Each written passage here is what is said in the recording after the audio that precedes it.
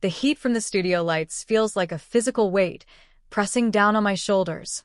It's a familiar pressure, one I've been carrying for years. The silence in the room is a living thing, a coiled snake waiting to strike. Hundreds of faces stare up at me from the audience, but I only see two. My husband, Mark, is in the front row. A perfect picture of the supportive spouse, all-tailored suit and polished smile. But I know that smile. I've seen it in the dark, when he thought I was asleep. It's the smile of a predator who has cornered his prey. Beside him sits Chloe. Her blonde hair is a halo under the lights, her body a testament to 1,000 hours in the gym. She's the face of AuraFit, the company Mark has poured our future into. She's also the woman he whispers to on the phone when he thinks I can't hear. She gives me a tiny, pitying smirk, a silent message passing between her and Mark. Look at her. Pathetic. My hand trembles on the lectern. The host of the business news program, a woman with a shark's grin, turns to me. "So, Ms. Evans," she says, her voice echoing slightly in the vast space. "A huge day for AuraFit. Rumors of this acquisition have been swirling for weeks. Can you finally tell us who the mystery buyer is, the new visionary who'll be taking the reins?" The camera zooms in, a cold, unblinking eye. I can feel millions of people watching. But my world has shrunk to this stage, to the man in the front row who broke me, and the woman who helped him. I take a deep breath, the stale, air-conditioned air filling my lungs. I look directly at Mark. His smirk widens. He thinks he knows what's coming. He thinks this is his victory lap. He's wrong. The air in that studio felt electric, charged with years of unspoken words. If you've ever felt that kind of pressure, that need to prove everyone wrong, let me know in the comments where you're watching from. And if you haven't already, please subscribe. It helps me share more stories like this. It feels like another lifetime ago, the before. Before the silence that ate our dinners, before the weight of unspoken words became heavier than any number on a scale. Our house used to be filled with laughter. Mine. I remember laughing so easily, a sound that felt like sunlight spilling out of me. Mark used to say it was his favorite sound in the world. We met at a marketing conference in Chicago. I was a panelist, a senior brand strategist for a top-tier agency, and he was in the audience. He was a financial advisor, sharp and impossibly charismatic. He waited for me after my talk, his eyes crinkling at the corners when he smiled. He told me I was brilliant, that he'd hung on my every word. It felt like being seen, truly seen for the first time. Our courtship was a blur of ambition and affection. We were a power couple, or so we told ourselves. Late nights at our respective offices fueled by takeout and the promise of a shared future. We bought a beautiful brownstone with wide windows that overlooked a park. We filled it with modern furniture, expensive art, and the echo of our plans. We were going to conquer the world, together. He was my biggest fan. He'd read my strategy proposals, offering insights from a financial perspective. He'd brag about me to his friends, his colleagues, anyone who would listen. "This is Amelia," he'd say, his arm wrapped possessively around my waist. "She's the brains of this operation," and I'd blush, feeling proud, feeling loved. When we decided to start a family, it felt like the natural next step in our perfectly curated life. I stepped back from my career. It was my choice, a decision we made together. My 60-hour work weeks weren't compatible with the kind of mother I wanted to be. Mark was making more than enough to support us. It was supposed to be temporary, a sabbatical. "Just for a few years," he'd said, kissing my forehead. "Then you can go back and be the CEO you were always meant to be." I believed him. And for a while it was perfect. Being pregnant was a joy. I loved the feeling of our son Leo growing inside me. Mark was attentive, doting. He'd rub my swollen feet, talk to my belly, tell me I'd never been more beautiful. I felt beautiful. I felt like a goddess, creating life. Then Leo was born, and the world tilted on its axis. The love I felt for that tiny, screaming creature was primal, overwhelming. It consumed me. But the aftermath of childbirth was a war I hadn't prepared for. The sleep deprivation was a physical torture. The hormonal shifts left me weeping for no reason. And my body felt like a stranger's. It was soft and scarred and stretched in ways I didn't recognize. The baby weight, the 15 pounds the doctors swore would melt right off if I breastfed, clung to me like a second skin. It was a stubborn reminder of the woman I used to be, the one who fit into size 6 dresses and ran 5 miles before work. I was too tired to care most days. My entire universe was Leo, his feedings, his naps, his tiny, perfect smiles. I was in the trenches of new motherhood, and I thought my partner was in there with me. But while I was navigating this new, messy, beautiful landscape, Mark was standing on the edge, looking back at the life we'd left behind. He was looking at me, and for the first time, I saw disappointment in his eyes. The first jab landed on a Saturday night. We had friends over, the first time since Leo was born. I'd spent all day cleaning the house and trying to squeeze into a dress that wasn't covered in spit up. I felt exhausted and frumpy, but I was trying. Mark was holding court by the fireplace, a glass of expensive whiskey in his hand. One of his friends, a guy from his firm named Todd, clapped him on the back. "You're a lucky man, Mark." "Beautiful wife, beautiful kid," Mark laughed, a sharp, brittle sound that didn't reach his eyes. He glanced over at me, his gaze sweeping down my body, lingering on my still soft stomach. "Yeah," he said, his voice loud enough for everyone to hear. "She's really embracing that mom bod. Aren't you, honey?" Plenty to hold on to now. The room went quiet for a fraction of a second. I felt a hot flush creep up my neck. His friends chuckled awkwardly. I forced a smile, a tight, painful stretch of my lips. It was a joke. It had to be a joke.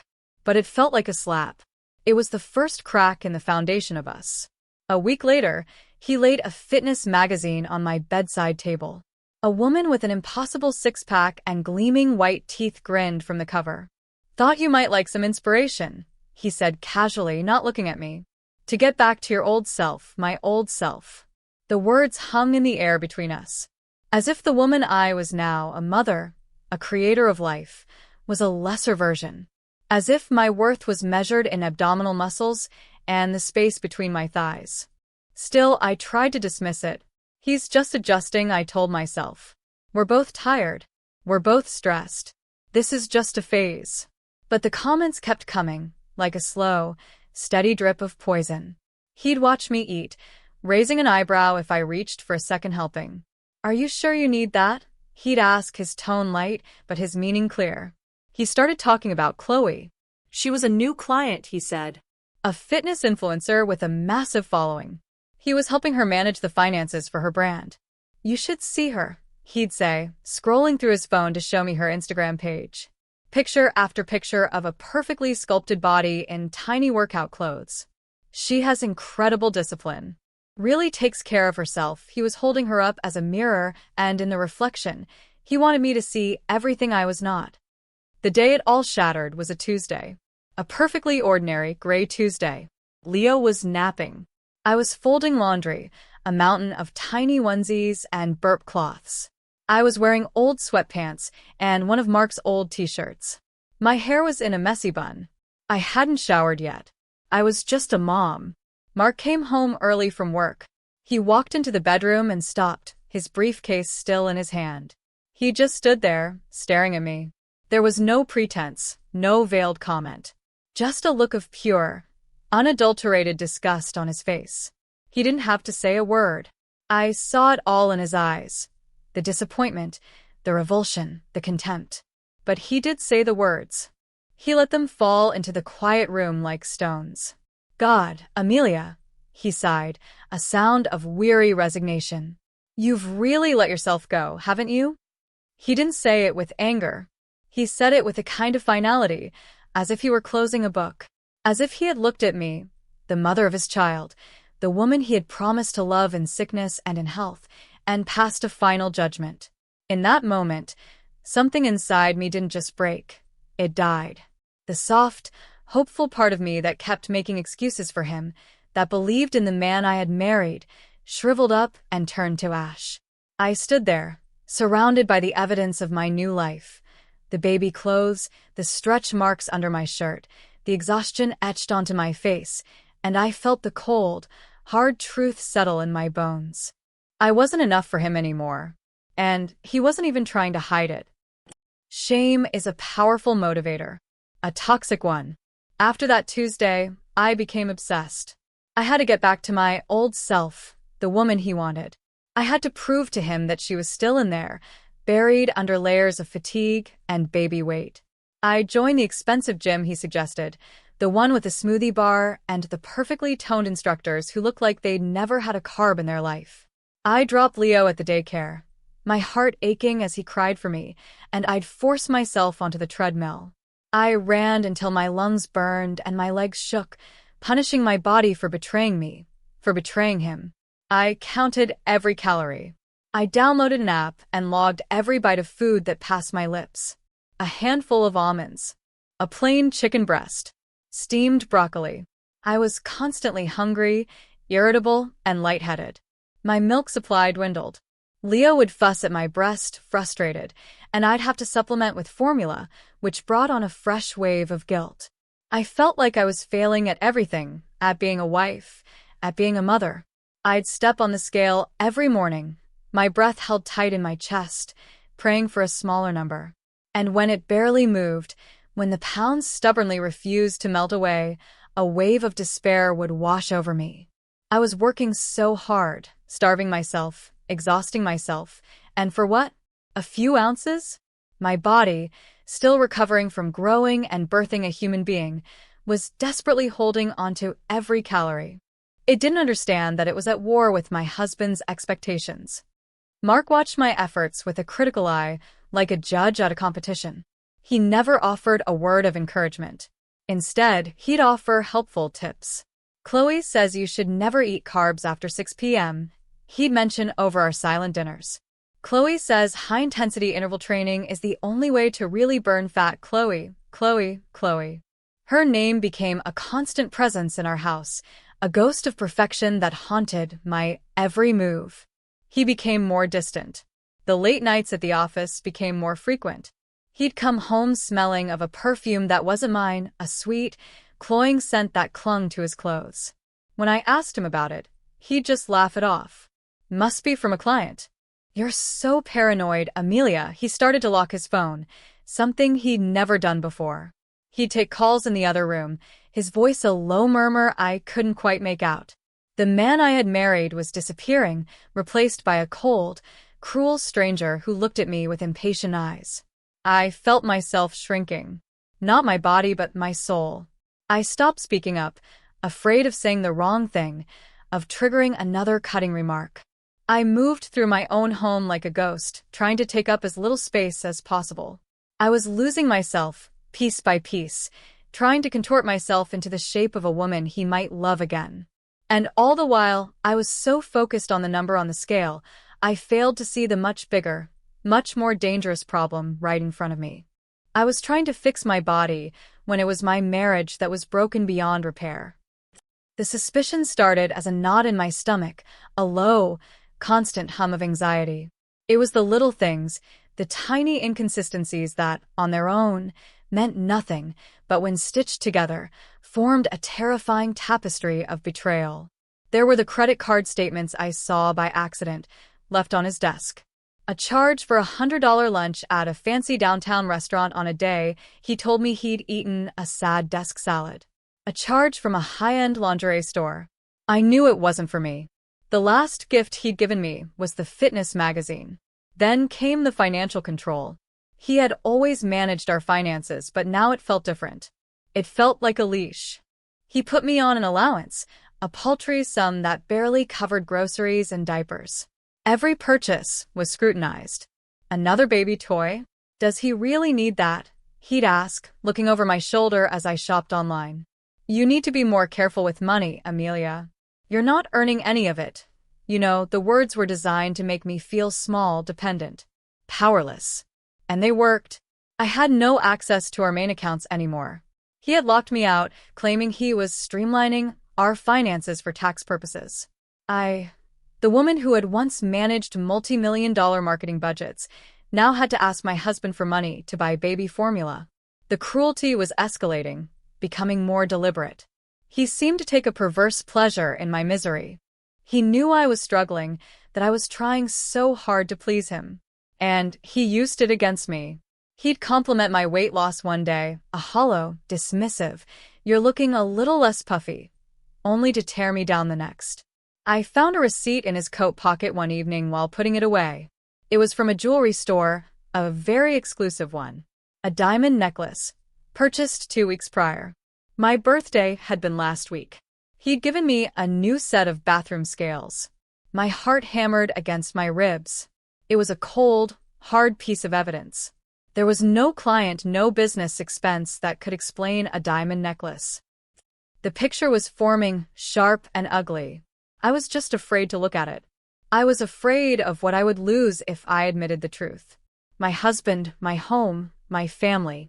The life I had so carefully built. So I kept my head down. I kept going to the gym. I kept starving myself. I told myself I was imagining things. That I was the crazy one. The paranoid, hormonal, postpartum wife he was making me out to be. But the knot in my stomach just kept getting tighter. It was a physical manifestation of all the lies, all the secrets. He was poisoning me from the inside out, and I was letting him. One night, he came home very late. He thought I was asleep. I lay in bed, my eyes closed, my breathing even, listening. I heard him slip into the guest room.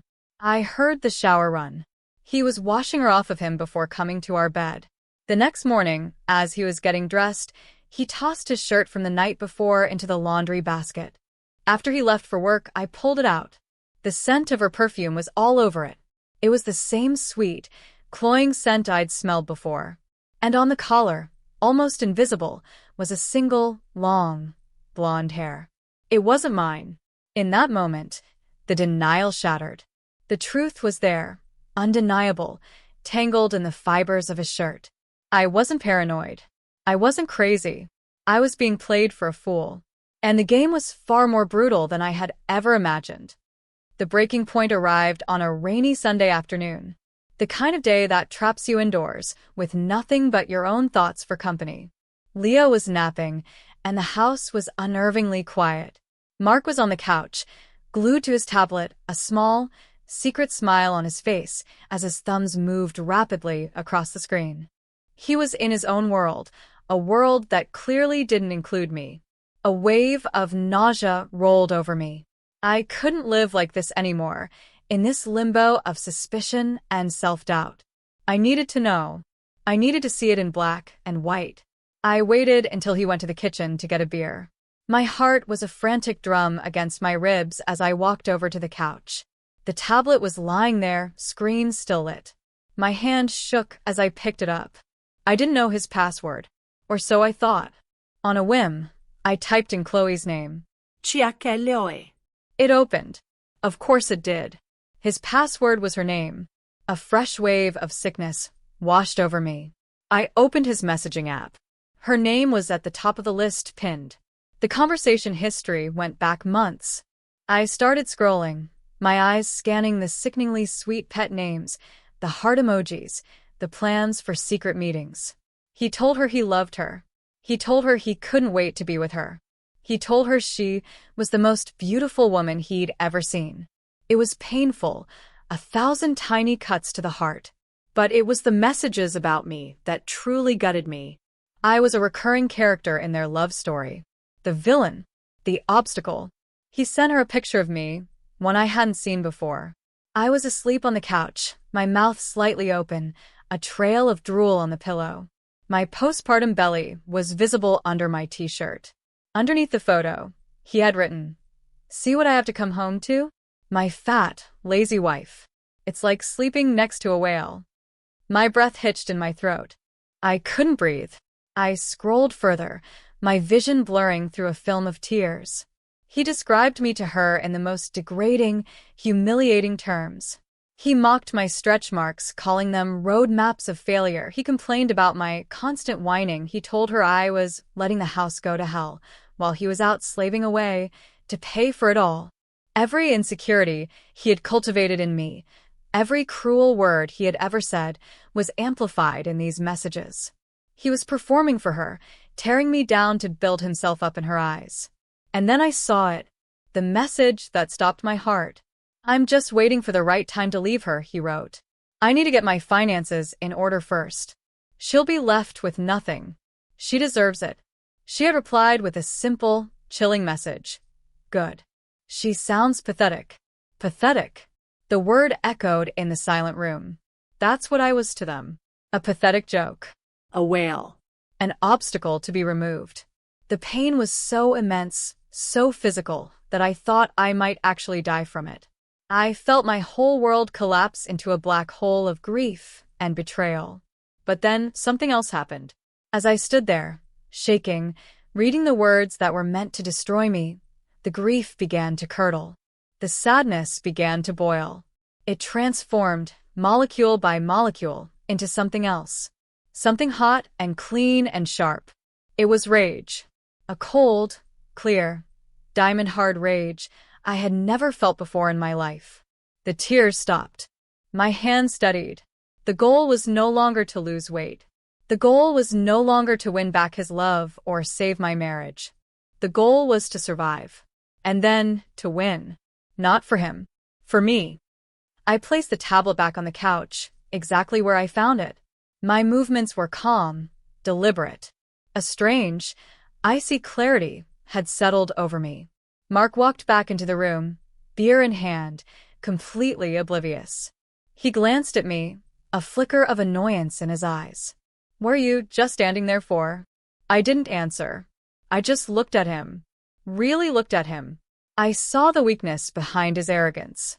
The insecurity that fueled his cruelty. He wasn't a god passing judgment.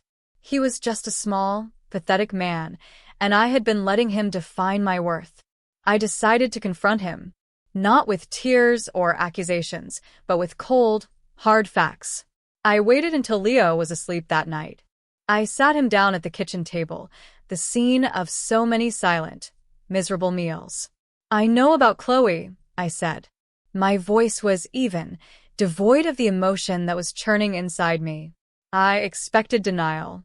I expected him to lie, to gaslight me, to call me crazy. Instead, he laughed. A genuine, dismissive laugh. He leaned back in his chair, a smug look on his face. "Took you long enough," he said. "I was wondering how long you were going to wander around with your head in the sand. The casual cruelty of it stole my breath." "So it's true?" I whispered, the words feeling like glass in my throat. "You've been cheating on me." "Cheating is such an ugly word," he said, taking a sip of his beer. "I've been living. Something you stopped doing a long time ago, Amelia. Look at you. You're a shell. You're boring. Chloe is exciting. She's alive. I'm the mother of your child," I said, my voice trembling now. "I gave up my career for this family. For you. And that was your choice," he shot back, his voice turning hard. "Don't try to pin that on me. You wanted to play house, and now you're surprised that I'm bored out of my mind? You have nothing to offer me anymore." He stood up, pacing the kitchen. "This is for the best, really. I'm filing for divorce." My world tilted. "Divorce." He said it so easily, as if he were talking about the weather. "What about Leo?" I asked, my mind racing. "I'll be fighting for full custody, of course," he said, not even looking at me. "You're clearly unstable. You're depressed. You're in no state to be a mother. I can provide a much more stable environment for him." He was using the postpartum depression he had caused as a weapon against me. He was going to take my son. The thought was a physical blow. I felt the air leave my lungs. "You can't do that," I stammered. "You have no grounds. I have the best lawyers money can buy," he sneered. "What do you have, Amelia? You have no job. No income. No savings." He was right. The next morning, I woke up to an email from the bank. A fraud alert. I logged into our joint account, the one I thought we still shared. The balance was zero. He had drained it. Every penny we had saved together. My name was still on the account, but the money was gone, transferred to an account that was solely in his name. Tens of thousands of dollars, gone overnight. He had been planning this for months. I was left with a few $100s in my personal account and the credit card he was about to cancel. I was trapped. I walked into the nursery and looked at my sleeping son. His small chest rose and fell in a peaceful rhythm. Mark's words echoed in my head. Who's going to want you? Look at you. You have nothing. I sank to the floor, the weight of it all crushing me. The betrayal, the humiliation, the sheer terror of being left with nothing, of losing my child. I looked in the mirror that hung on the nursery wall. My eyes were red and swollen. My face was pale. My body was soft and unfamiliar. For a terrifying, sinking moment, I saw the woman he described, the pathetic, lazy wail of a wife. I believed him, and in that moment, all hope vanished. I was completely and utterly alone, and I had lost. I don't know how long I sat on that floor, a heap of despair in the quiet of my son's room. It could have been minutes or hours. Time had lost its meaning. My world had shrunk to the four walls of that nursery, to the crushing weight of my failure. I was drowning in the poison he had fed me for so long, and I was too weak to swim. Then, a small sound broke the silence. A soft whimper. I looked up. Leo was awake in his crib, watching me. His big, brown eyes, so much like mine, were filled with a kind of solemn understanding. He didn't cry. He just watched me, his tiny brow furrowed. I pulled myself up, my limbs heavy as lead, and went to him. I lifted him out of the crib, his small, warm body a comfort against my chest. He snuggled into my neck, his baby's smell filling my senses. And then he did something he had never done before. He reached up his tiny, chubby hand and placed it on my tear-streaked cheek. He just held it there, his touch so gentle, so full of an innocent, unconditional love that it broke through the layers of pain and shame. It was a lifeline. Looking into my son's eyes, I saw not a reflection of my failure, but a reflection of his future. A future that depended on me. I couldn't let Mark win. I couldn't let my son grow up seeing his mother as a victim, as the broken woman his father had tried to make her. I couldn't let him believe that a woman's worth was determined by a man's approval or the size of her waist. The rage that I had felt when I read those messages came rushing back, but this time it was different. It wasn't hot and chaotic. It was cold, focused, and powerful. It was fuel. I carried Leo to the window and looked out at the world that felt so hostile just moments before. I remembered the woman I was before Mark, before the baby, before the endless stream of criticism. The woman who had commanded boardrooms. The woman who could build a brand from nothing but an idea. The strategist who could see 10 moves ahead. She was still in there. Buried, yes. Wounded, absolutely. But not dead. In that instant, a decision was made. It wasn't a conscious thought, but a deep, cellular shift. I would not fight to get my old life back. That life was a lie, a beautifully decorated cage. I would build a new one. A life so strong, so successful, so completely and utterly mine, that he wouldn't even be a footnote in my story. And I would use the very things he had shamed me for as the foundation of my empire. My postpartum body, my experience as a mother, my vulnerability. He thought my new life had made me weak. I was about to show him that it had made me invincible. I held my son tighter, a promise passing between us. I wasn't just fighting for me anymore. I was fighting for him. I was going to build a world for us where we would be safe and happy and free. And I would start that very day. The war was just beginning, but for the first time, I knew I had the weapons to win it. The first step was survival. I called my parents, swallowed my pride, and told them everything. The shame was immense, but their immediate, unwavering support was the first plank in the bridge I needed to build across the chasm of my despair. They wired me money, enough to hire a lawyer and find a small apartment to rent. Leaving the house, our home, was one of the hardest things I've ever done. Every object held a memory, now tainted. I packed only what was essential. Leo's things, my clothes, and a box of my old marketing textbooks and case studies from my previous life. It felt symbolic. I was shedding the past and arming myself for the future. The lawyer, a sharp, no-nonsense woman named Sarah, laid out the brutal reality. Mark's financial abuse and infidelity would help, but custody battles were messy. His claims of my instability were dangerous. "We need to change the narrative," Sarah said, her eyes fixed on mine. "Right now, he's a successful provider, and you're an unemployed stay-at-home mom. We need to show the court that you are capable, stable, and have a plan. While living in a cramped two-bedroom apartment that smelled of stale paint, sleeping on an air mattress next to Leo's travel crib, I started to form one. I spent my nights, after Leo was asleep, not crying but working. I resurrected my old laptop and my old self. I started with what I knew, marketing. And I started with what he hated, my story. I created a blog. I called it the after picture. It wasn't about the glossy after photos you see in weight loss ads. It was about the after of everything. After childbirth, after your life implodes, after you realize you have to start over. I was brutally, painfully honest. I wrote about the stretch marks, the hormonal rage, the loneliness. I wrote about the pressure to bounce back to a version of myself that no longer existed. I didn't mention Mark by name, but I wrote about the pain of being judged for my changing body by the person who was supposed to love it most. I posted my first entry at 2 a.m., my heart pounding. I was terrified of the judgment, of the silence. I woke up the next morning to 3 comments. 3 strangers, 3 other moms who said, "Me too." It was a revelation. I wasn't alone. I started an Instagram account with the same name. I posted a picture of myself, not a flattering, carefully angled selfie, but a real one. I was sitting on the floor in my messy apartment, wearing leggings and a stained t-shirt, with Leo asleep on my chest. I wrote about the exhaustion and the overwhelming love, the mess and the magic. The response was slow at first, then it grew. A dozen followers became 100. 100 became 1,000. Women from all over the world were sharing their stories in my comments. They were tired of the perfect mommy influencers.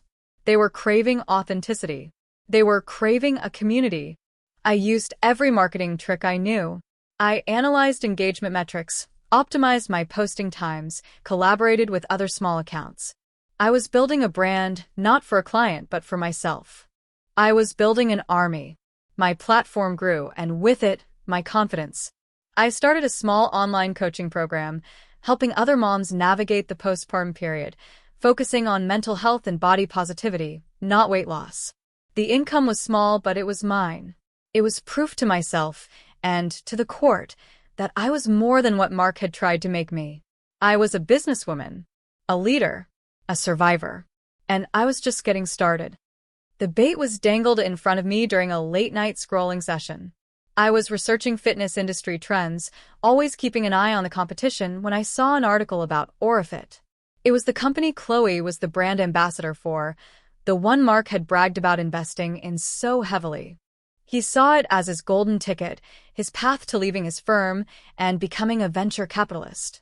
The article painted a glowing picture of a rapidly growing brand.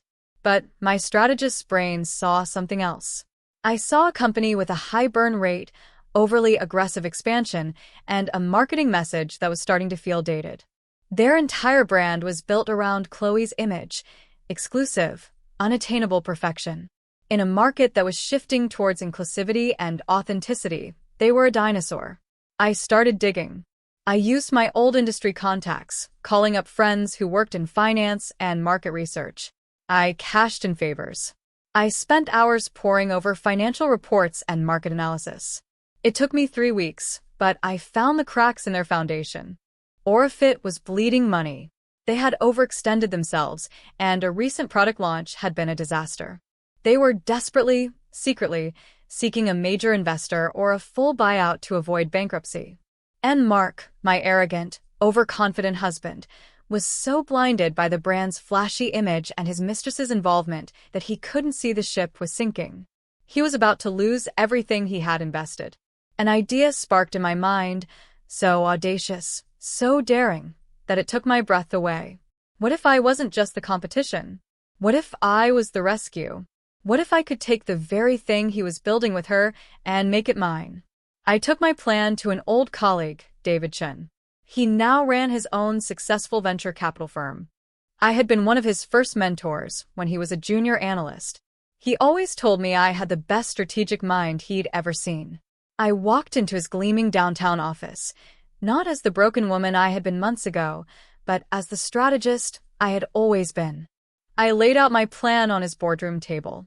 I showed him my platform's growth, the engagement numbers, the revenue from my coaching program. I showed him the community I had built. Then I showed him AuraFit's financials, the weaknesses I had uncovered. "They're a sinking ship with a beautiful hull," I said. "Their product is good, but their branding is toxic and their leadership is inept. They need a new captain and a new destination." David listened, his face unreadable. When I finished, he was silent for a full minute. I held my breath. "It's a huge risk, Amelia," he said finally. "But it's brilliant. Your community is the key. You have a built-in customer base that is loyal and engaged. You can pivot their entire brand to serve that market. It's a hostile takeover, cloaked as a rescue mission." We spent the next 2 months working in secret. David's firm helped me create a shell corporation, a completely anonymous entity. We drafted a proposal, an all-cash offer to acquire AuraFit. We knew they were desperate, so we made the offer just low enough to be a bargain, but just high enough that they couldn't refuse. The offer was submitted anonymously through a team of lawyers. Mark had no idea. He was too busy with the divorce proceedings, trying to paint me as an unfit mother, to pay attention to the details of his investment salvation. He just knew a buyer had been found. In his mind, he was about to get a massive payout. The deal was set to close the day before the industry's biggest annual conference. AuraFit was scheduled to give a major presentation, where they were expected to announce the acquisition and the new leadership. Mark had told me, smugly, that he and Chloe would be there, front and center. "You should come watch," he taunted me during a tense custody exchange. "See what real success looks like." "Oh, I will," I had replied, a small smile on my face. I wouldn't miss it for the world. The trap was set. All the pieces were in place.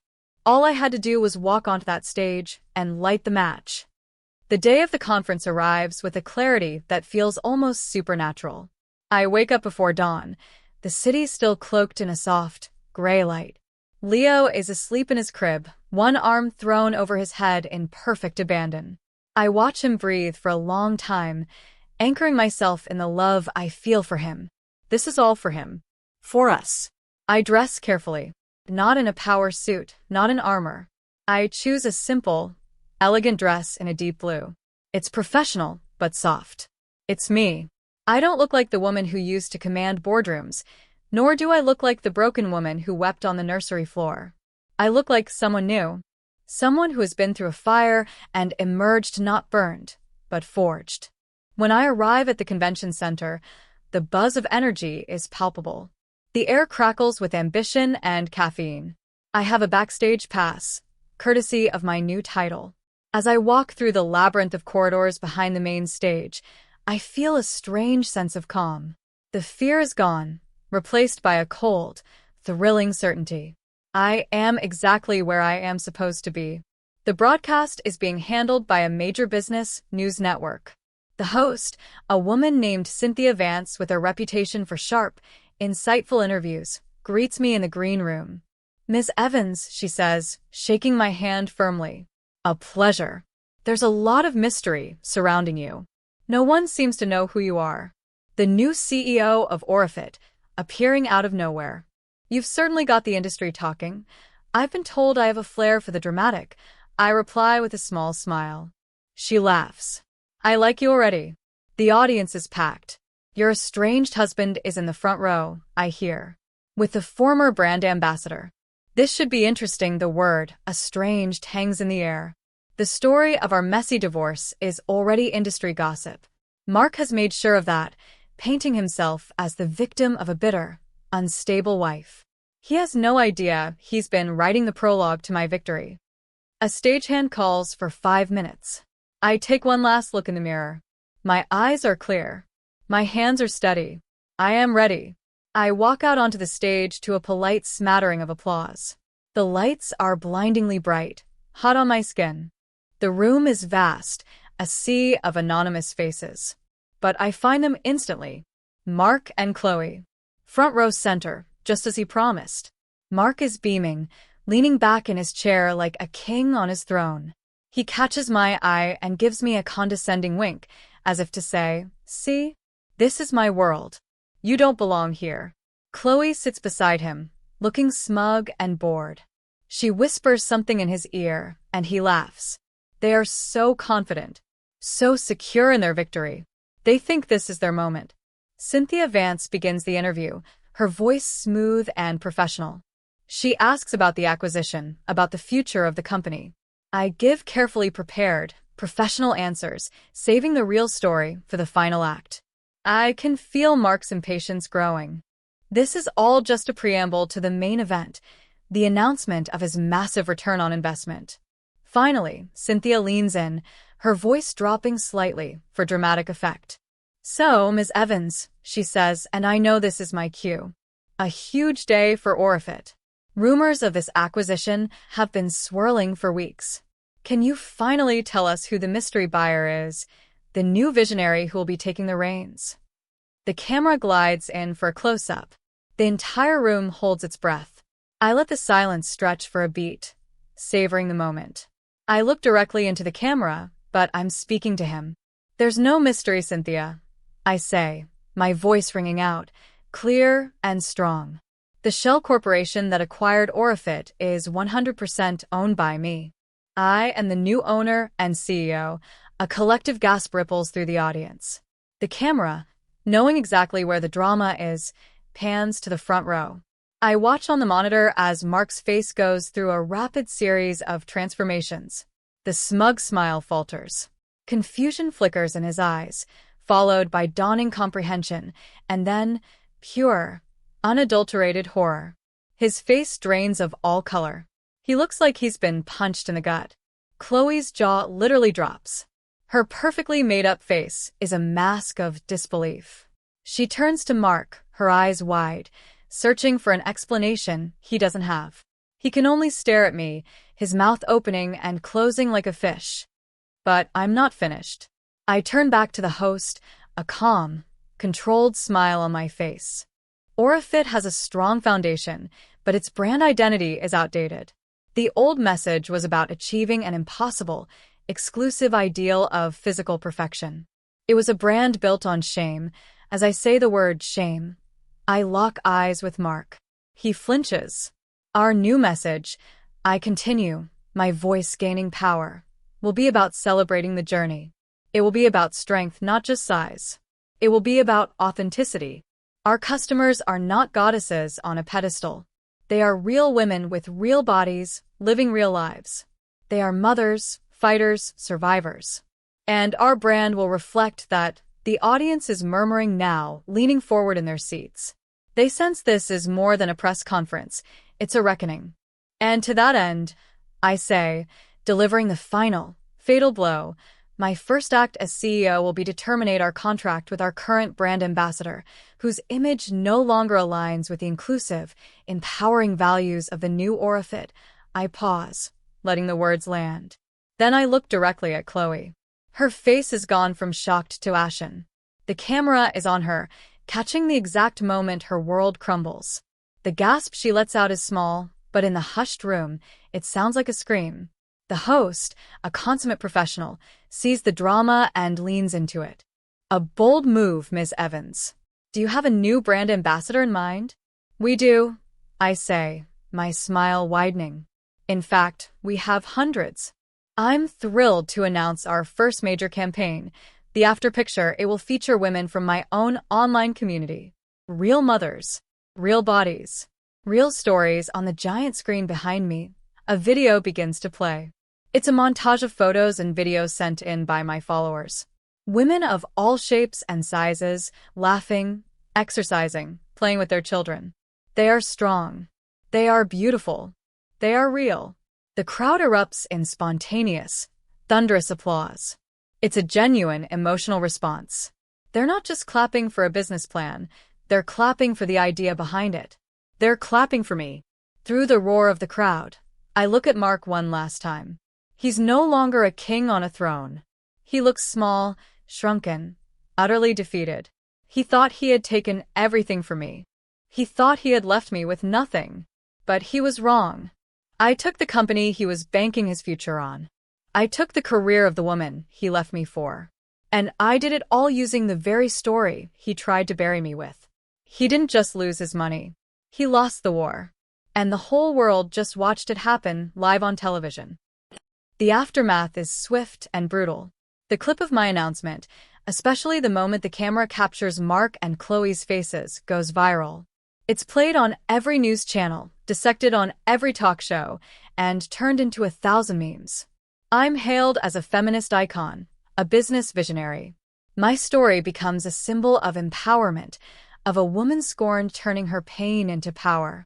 For Mark, it's a public crucifixion.